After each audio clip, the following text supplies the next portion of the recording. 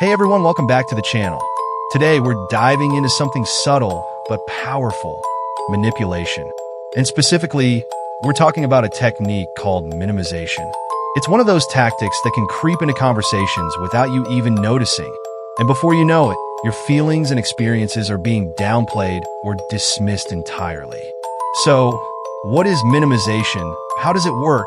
And most importantly, how can you protect yourself from falling victim to it? Let's break it down. What is minimization?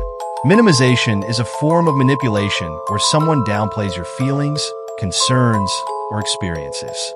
It's a way for them to make you feel like your emotions are overblown, your reactions are exaggerated, or what you're going through isn't that important. For example, two people talking. One says, "I felt really hurt when you ignored me last night." The other responds, "Oh, come on, it's not a big deal. You're overreacting." It might sound like simple disagreement or even a misunderstanding, but minimization is much more strategic. The person doing it wants you to feel like you're wrong for even feeling the way you do. They might say things like, "It wasn't that bad. You're making a big deal out of nothing."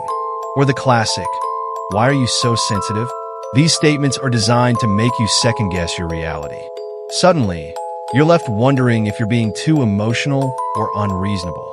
That's exactly what the manipulator wants. How does minimization work? Here's how it works. Minimization undermines your self-confidence. By making you feel like your emotions or perceptions are off, the manipulator gains control of the narrative. They shift the focus from their actions to your reactions, making you the problem for simply feeling a certain way. For example, another conversation plays out. One person says, "You really embarrassed me in front of everyone." And the response is, "Oh, don't be so dramatic. It wasn't that bad. No one even noticed." Notice what's happening here? The person on the receiving end starts questioning themselves. Am I being dramatic? Maybe it wasn't that bad. This confusion is the goal. Once you're unsure of your own feelings, you're easier to control. How to protect yourself from minimization. So, how can you protect yourself from this sneaky form of manipulation? First, you need to be aware of the red flags. You feel like you're constantly overreacting when you express your feelings. Your emotions are dismissed phrases like, "It's not that serious," or "You're too sensitive." The focus shifts from the issue to your reaction or emotions, making you feel like the problem.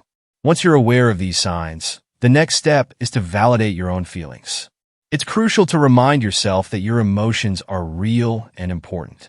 If something bothers you, it's valid, no matter what someone else says. Here's what you can say. "I understand you may not see it the same way, but this is how I feel. It's important to me, and I need you to respect that." Or simply, "I'm not overreacting. I'm expressing how I feel." The key here is to stay firm. You're not looking for permission to feel a certain way. You're stating a fact. Your emotions matter. By standing your ground, you take back control. Setting boundaries. Lastly, it's about setting clear boundaries. If someone repeatedly minimizes your feelings, it's a sign that they're not respecting you. Let them know that this behavior is unacceptable. You can say something like, "When you downplay my feelings, it hurts me. Please stop." And if they refuse to respect that boundary, it might be time to reevaluate your relationship with that person. Minimization is subtle, but once you know how to spot it, you can stop it in its tracks. Don't let anyone make you feel small for feeling something deeply. Your emotions are valid, and no one has the right to tell you otherwise. Thank you so much for watching. If you found this video helpful, don't forget to like, subscribe, and hit that notification bell. Let's stay aware, stay strong, and always protect our mental and emotional well-being. See you next time.